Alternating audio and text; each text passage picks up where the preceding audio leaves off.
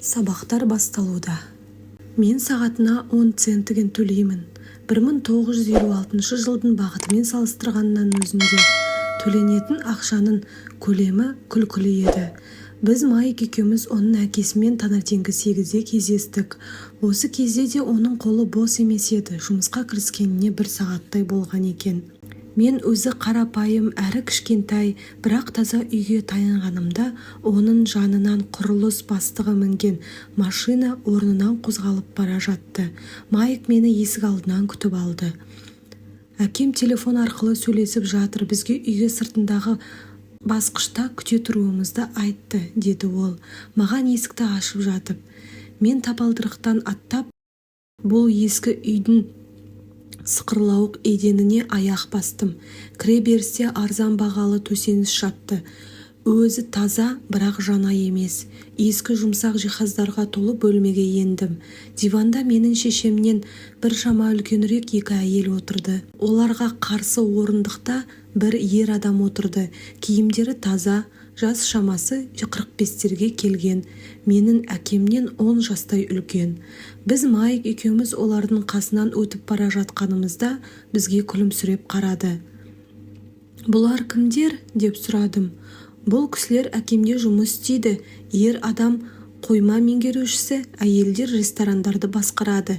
Пикап машинасымен кеткен кісі осы арадан 70 шақырымдай жерде жол құрылысымен айналысады. Екіншісі сен келгенше кетіп қалған. Күнде солай ма? Дедім мен таңданып. Күн сайын емес, бірақ жиі, деп жауап берді Майк, менің жаныма отыра беріп. Ол кісі бізді ақша жасауға үйретеді ме екен? Бұған ол не айтты? Дедім мен ақырындап. Алдымен ол бір түрлі таңдана қарады, ал соңынан менде сендерге ұсыныс бар деді. Солай ма? Дедім мен орындықта тербеле отырып. Сен білесің бе? Ол қандай ұсыныс? Жоқ, бірақ қазір білеміз. Бір кезде есік тез ашылып, есік алдына шапшаң қимылмен Майктың әкесі шықты. Біз сасқанымыздан орнымыздан атып тұрдық. Балалар, даярсыңдар ма? Деді ол біздің қасымызға орналаса беріп. Біз басымызды изедік, оған жақындап, алдыңғы жағынан орналасып. Бұл кісі ірі денелі адам болатын. Бойы 180 сантиметрден астам, салмағы 90 килограмм. Менің әкем одан биіктеу. Салмақтары бірдей, бірақ Майктың әкесінен 5 жас үлкен. Олар әр ұлт өкілдерінен болса да, бір-біріне кішкене ұқсас еді. Мүмкін ұқсастықтары жігерліктері болар. Майк айтып еді, сендер ақша тапқыларың келетін көрінеді. Солай ма, Роберт? Мен басымды изедім қорқынышты сезіммен. Оның кішіпейіл сөзі мен күлкісінің артында үлкен күш барлығы сезіліп тұрды. Онда менде мынадай ұсыныс бар. Сендерді оқытам, бірақ мектептегідей емес, басқаша. Ол үшін маған жұмыс істеулерің қажет. Жұмыс барысында мен сендерді тез үйретем. Ал егер мектептегідей тек қана оқып қана тыңдаймыз ғой деп ойласаңдар, онда мен уақытымды текке жоғалтам. Менің ұсынысым, көнсеңдер келісімдеріңді беріңдер, көнбесеңдер қойыңдар. Алдымен сұрауға бола ма деп бастап келе жатыр едім. Жоқ. Көнсеңдер көніңдер, көнбесеңдер өздерін біліңдер. Менде жұмыс өте көп, босқа уақыт өткізе алмаймын. Егер сендер тез шешім қабылдай алмасаңдар, еш уақытта ақша жасай алмайсыңдар. Мүмкіндіктер пайда болады және жоғалады. Егер сендер шапшаң шешім қабылдайтын болсаңдар, бұл тамаша. Міне, сендердің іздегендерінің мүмкіндігі енді туды. Сабақ басталды, немесе 10 секундтан кейін аяқталады, деді Майктың әкесі жымиып. Мен келісемін, дедім мен. Мен де, деді Майк. Жақсы, деп жауап берді Майктың әкесі. Мұнда 10 минуттан кейін Мартин апай келеді. Мен ол кісімен сөйлескеннен кейін, сол кісімен бірге менің өз-өзіне қызмет жасайтын дүкеніме барып, жұмысқа кіресіңдер. Мен сендерге сағатына 10 центтен төлеймін. Әрбір сенбі сайын 3 сағаттан жұмыс істейсіңдер. Менде бүгін бейсболдан кездесу бар еді, дедім мен ышқынып. Көнсеңдер көнесіңдер, көнбесеңдер кетіңдер, деді ол қатты даусымен. Келісемін, дедім мен бір жола бейсбол ойынын қойып жұмыс істеуге және оқуға шешім қабылдадым. 30 центтен кейін сол сенбі күнгі 9-дан бастап Мартин апайдың қарамағында жұмысқа кірістік. Бұл кісі сондай қайырымды және шыдамды әйел еді. Ол бізге ылғи Майк екеуміз оның ержетіп кеткен екі ұлдарына ұқсайтындығымызды айтушы еді. Рас, өзінің қарапайымдылығына қарамастан, ол бізге көп жұмыс істеуіміз қажет деп есептейтін. Әрі оны әрқашан бізге тауып беретін. Біз 3 сағат бойы сөрелердегі консерві банкілерін алып, кух қантымен шандардан тазартып, мұқияттылықпен қайтадан орындарына қоюымыз керек. Бұл бір қалыпты әрі өте іш пыстыратын жұмыс еді. Өзімнің бай әкем деп атайтын Майктың әкесінде үлкен автотұрақтары және тағы осындай 9 өз-өздеріне қызмет жасайтын кішігірім дүкендері бар. Осы жерден алыс тұрмайтын кісілер сүт, нан, май және темекі сатып алуға мүмкіншіліктері бар еді. Өкінішке орай ол уақытта Гавайяда ауаны алмастыру кондиционерлері болмайтын. Күннің ыстығынан дүкендердің есіктері жабылмайтын. Соның салдарынан автотұраққа келетін машиналардың көп жүрісінен олардың іші шаң тозаңға толы болатын. 3 апта бойы 3 сағаттан Мартин апайға келіп жұмыс істедік. Түске қарай біздің жұмысымыз аяқталатын. Ол кісі бізге 3 тиындық ақша беретін. 1956 жылы 9 жасар баланың өзіне 30 цент көп ақша болып есептелмейтін. Ол уақытта комикстер, яғни күлдіргі әңгімелер мен суреттер кітабының құны 10 центтен кем болмайтын. Тапқан табысымды осы кітаптарға жұмсап үйіме кететінмін. 4-ші аптаның сәрсенбісінде мен барлығын тастауға даяр едім.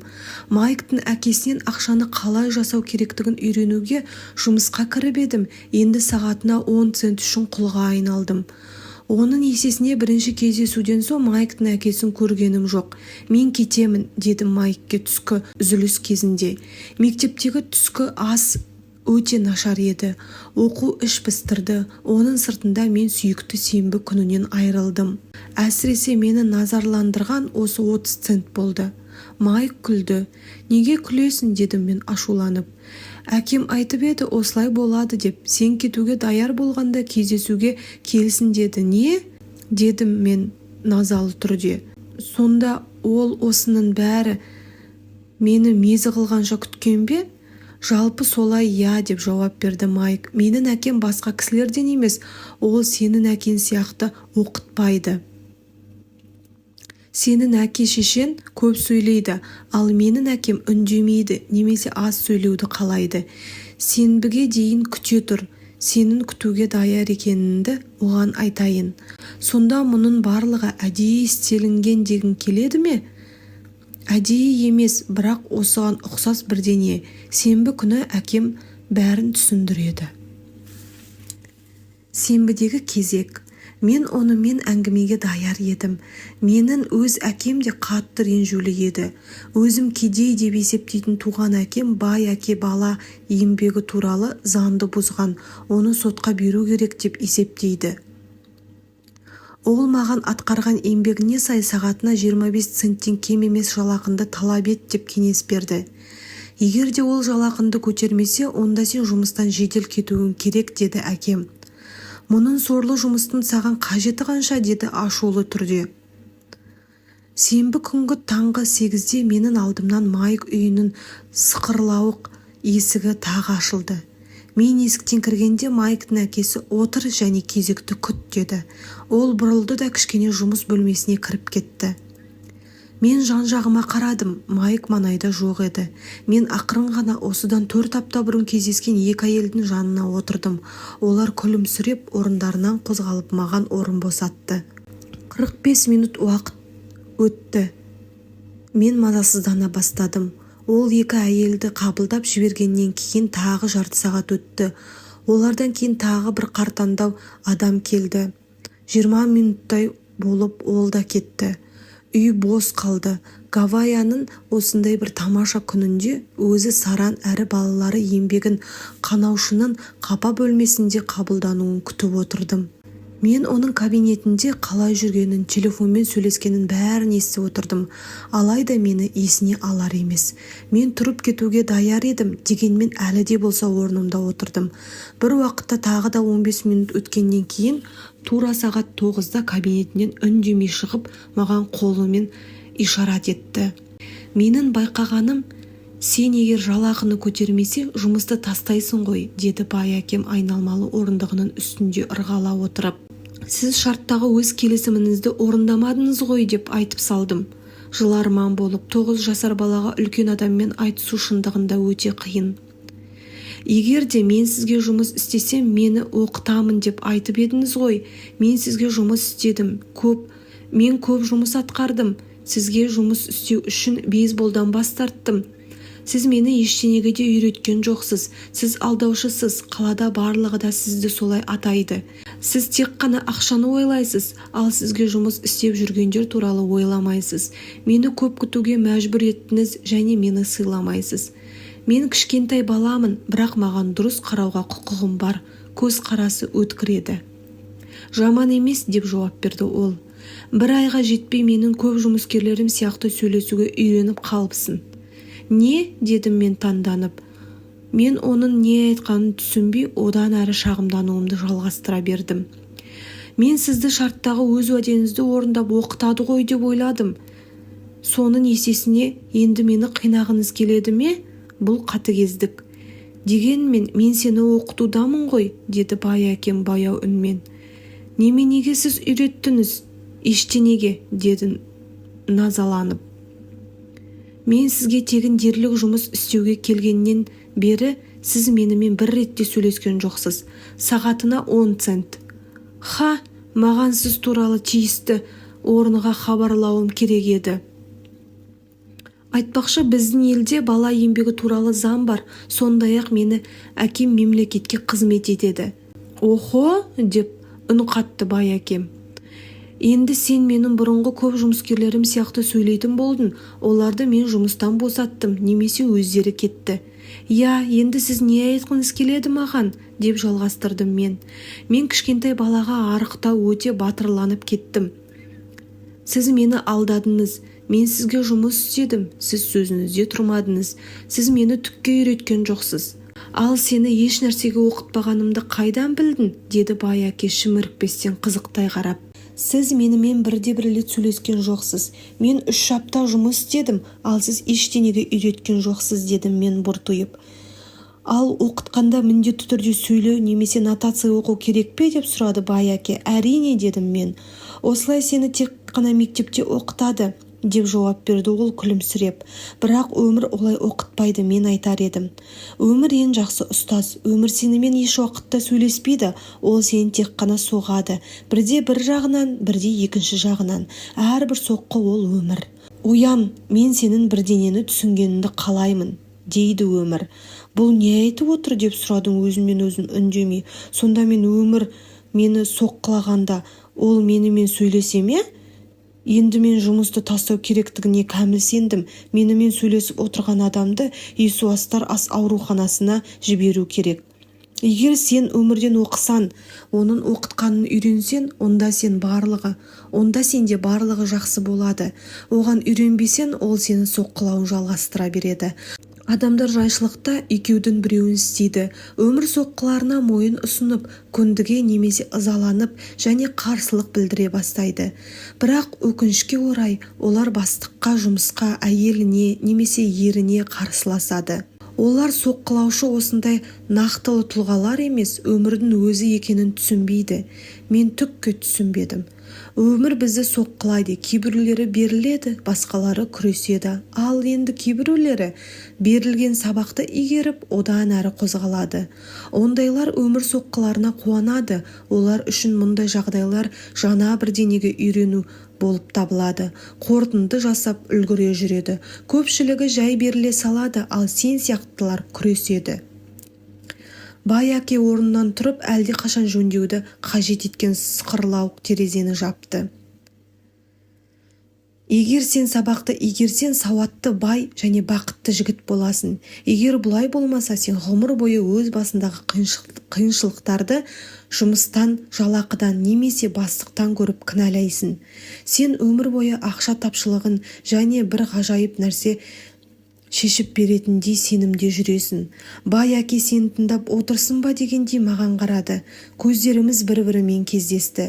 Біз бір-бірімізге қарап не ойлап отырғанымызды көздерімізден аңғардық. Оның айтқан ең соңғы сөзін түсініп, мен көзімді басқа жаққа бұрдым.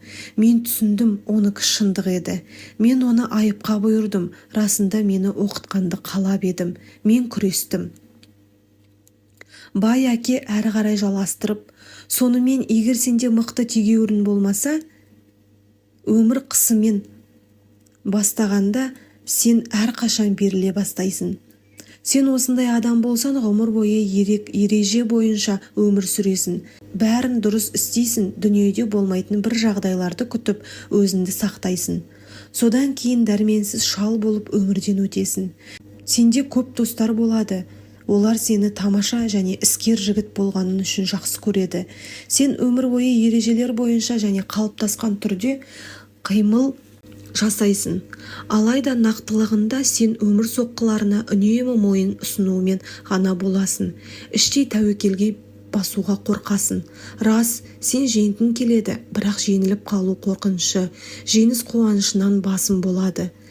Мұндай шешімге келе алмағаныңды сенің жан дүниеңнің ең түкпірінде жатқан сезім тек қана өзің білесің. Сен тәуекелге баспайтын қимыл жасауға бейім боласың. Біздің көздеріміз тағы кездесті. Менің түсінгенімді ол көргенше 10 секундтай бір-бірімізге қарап отырдық. Онда сіз мені өмір сияқты соққыладыңыз ба деп сұрадым мен. Кейбіреулер солай айтқан болар еді, деді бай әке күліп. Мен саған өмірді не екенін көрсеттім деп айтуыма болады. Бұл қалай, дедім мен. Әлі де болса ашулы түрде, бірақ қызығушылықпен. Балалар, сендер менен ақшаны қалай жасауға болады деп сұраған ең бірінші адамсыңдар. Маған 150-ден астам адам жұмыс істейді, бірақ олардың бірде-біреуі еш уақытта менен ақша жөнінде не білетінімді сұрап көрген емес. Оларға менен тек қана чек керек, ақша жөнінде білім емес. Сондықтан олардың көпшілігі өмірлерінің ең жақсы кезеңдерінде ақша үшін жұмыс істеп, кімге және неменеге жұмыс істеп жүргендеріне түсінбей өтеді. Кімге және неменеге жұмыс істеп жүргендерін түсінбей өтеді. Мен оны үлкен ілтипатпен тыңдадым. Маған Майк сендердің ақша жасауды үйренгілерін келетіндіктерін туралы айтқан еді. Мен нақтылы өмірге бейім арнайы оқыту жүйесін ойластырдым. Мен сендерге көзім қарауытқанша айтқан болар едім, алайда сендер ештеңе ұқпаған болар едіңдер. Сондықтан өмір сендерге өз соққысын берсін деп есептедім. Міне сол себептен сендерге 10 центтен ғана төледім. Сонда мен барлығы сағатына 10 цент үшін жұмыс істегенімнен қандай сабақ алып, қорытынды шығаруым керек еді деп сұрадым мен. Сөз өзі саран әрі балалар еңбегін қанаушы ретінде ме? Бай әке шалқалап тұрып, ішек-сілесі қатқанша күлді. Содан кейін ол тынышталып айтқаны: дұрысы, саған көз қарасынды өзгерту керек. Мені айыптай беруіңді тоқтат. Егер сен барлық проблема менде десең, онда мені өзгертуге тура келеді. Ал проблемалар өз басында екенін түсінсең, өзін өзгертуге тиіссің. Сонда бір нәрсені үйренесің және ой өрісін өседі. Жұрттың көпшілігі әлемде барлық өзгерістерді өмір бақи күтумен болады. Бірақ өздері өзгеріссіз қалады. Сондықтан барлығының өзгерулерін күткенше өзіңді өзгерткен жеңіл болады деп айтар едім. Түсінбеймін деп үн қаттым мен. Дегенмен сіз маған 10 цент төлейсіз ғой. Ол сені неге үйретеді деп сұрады бай әке жымиып. Сіздің саран екеніңізді деп кексінемін. Міне көрдің бе, барлық проблема менде деп есептейсің, деді әке. Ол солай. Жарайды, егер сен әрі қалай осылай ойлайтын болсан, ештеңеге үйренбейсің. Егер проблема менде десең, онда сенің қалауың қандай? Әрине, егер сіз маған көбірек төлемесеңіз, сыйластықпен қарамасаңыз және оқытпайтын болсаңыз, мен кетем. Жақсы айтылған сөз, деді Байәке. Жұрттың көпшілігі нақ осылай істейді. Олар істеп жүрген орындарынан кетіп, бірақ проблемаларды жақсы жұмыспен үлкен жалақы шешеді деп, ғұмыр бойы соны іздеумен болады. Дегенмен, мұндай жағдай көпшілігінде бола бермейді. Ал сонда проблемаларды не шешеді деп сұрадым мен. Мен осы сорлы 10 центті алып қуануым керек пе? Байәке күлді. Ондай да адамдар бар. Олар өз отбасыларындағы ақша қиындықтарының болатынын біліп, амалсыздықтан чекті алды. Бұлай істейтіндері олар жалақының көтерілуін күтеді, сөйтіп барлық проблемалар шешіледі деп ойлайды. Көпшілігі осыған көнеді, кейбіреулері екінші жұмысқа барады, онда да азғантай жалақыға ие болып чек алады. Мен төмен қараумен болдым, байқаймын, Байәкенің маған қандай сабақ бере бастағанын түсінгендеймін. Ол мені өмірде болатын нақтылы жағдайлармен таныстырып отырғанын сездім. Мен басымды көтеріп, өз сұрағымды қайталадым. Дегенмен проблемаларды не шешеді? Мынау, деді саусағымен менің басымды жеңіл нұқып. Сенің екі құлағыңның арасындағы зат. Нақты осы сәт бұл кісінің өз жұмыскерлері мен менің кедей әкемнен қандай айырмашылықтары бар екенін көрсететін ой-пікірлерімен, тұжырымдарымен менімен бөліскенін аңғардым. Осының нәтижесінде ол Гавайядағы ең бай адамдардың бірі болды. Ал менің жоғары білімді кедей әкем ғұмыр бойы ақша проблемаларымен күресуде болды. Осы ұғым маған негізі өзек болды. Байәке осындай жайлар туралы бірнеше рет қайталайтын. Бұл менің бірінші сабағым еді. Кедейлер мен орта класс өкілдері ақша үшін жұмыс істейді. Байлар ақшаны өздеріне жұмыс істеуге мәжбүр етеді. Сол сенбі күнгі таңда менің кедей әкемнің үйреткенінен үлкен айырмашылығы бар және өзекті жаңа ой-пікірдің бар екенін білдім. 9 жастағы маған екі кісінің өз білімдерін бергілері келгендерін көрдім. Екеуі де менің оқығанымды қалады, бірақ әртүрлі мақсаттарға. Менің жоғары білімді әкем өзінің жолымен жүру кеңес ететін. Балам, сенің оқып, жоғары бағада алып, одан кейін үлкен компанияда тұрақты жұмыс істеуіңді тілеймін, бірақ онда үлкен жеңілдіктер болуы мүмкін дейтін. Менің бай әкем мен ақша принциптерін түсініп, оны өзіме қалай жұмыс істеуге мәжбүр етушілікті біліп үйренуді қолдайтын. Бұл сабақты мен оның басшылығымен түсіндім, бірақ класс бөлмесінде емес. Бай әкем өзінің бірінші сабағын жалғастыра берді. Сенің сағатына 10 центке бола жұмыс істеткені үшін ызаланғанын мені қуантады. Егер сен ренжімей жай қуанышты түрде сол 10 центті үндемей ала салғанында, онда сені оқыта алмаймын деп айтуға тура келетін еді. Нақтылы білім алу үшін жігер, құштарлық, күшті талпыныс керектігін түсіну маңызды. Ашу бұл формуланың үлкен бір бөлігі. Себебі құштарлық пен ашу сүйіспеншіліктің тепе-теңдігі. Жұрттың көпшілігі ақша туралы сөз көтерілгенде босқа ұрынбауды қалайды. Тәуекелдікке баспайды. Өйткені оларды талпынушылық емес үрей билейді. Сол себептен олар аз төлейтін жұмысқа бара ма деп сұрадым мен. Я, солай, деді Байәке. Кейбіреулер мені адамдарды қанаушы дейді. Оның себебі мен қант плантациясы немесе мемлекет төленген көлемде жалақы бермеймін. Керісінше мен оларды өздері қанаушы деп есептеймін. Бұл олардың қорқақтығы, менікі емес. Дегенмен олар көбірек төлеуге болатындығын байқамайсыз ба деп сұрадым мен. Неге? Көп ақша олардың проблемаларын шешпейді. Өз әкене қарашы, ол көп табыс табады, бірақ есеп шоттарын уақытында жабуға үлгермейді. Көп кісілер ақша таба отырып, қарызға белшесінен батумен болады. Бәсе, сондықтан сағатына 10 центтен ғана төлеген екенсіз ғой деп күлдім. Ол сабақтың бір бөлігі ме? Дұрыс, деді Байәке күлімсіреп. Түсіндім бе? Сенің әкең мектепте оқыды және тамаша білім алды. Бұл оған жоғары ақылы жұмыс тауып алуына мүмкіндік берді. Ол солай істеді де. Алайда оған қашанда ақша проблемалары бар. Себебі мектепте және университетте оны ақша жөнінде ештеңеге оқытқан жоқ. Оның сыртында ол ақша үшін жұмыс істеу керек деп есептейді. Сіз олай емес деп есептейсіз бе дедім мен. Я есептеймін деді Байәке. Егер сен ақша үшін жұмыс істегің келсе, онда сол мектепте қал. Олар оған тамаша оқытады. Ал егер сен ақшаның өзін үшін жұмыс атқаруға мәжбүр етуді білгің келсе, мен оған сені үйретем. Ал бұған кез келген адам үйренгісі келмей ме? Дедім мен таңданып. Жоқ, деді Байәке. Ақша үшін жұмыс істеу жеңіл, әсіресе ақша жөнінде әңгіме болғанда сені бірінші кезекте үрей билейді.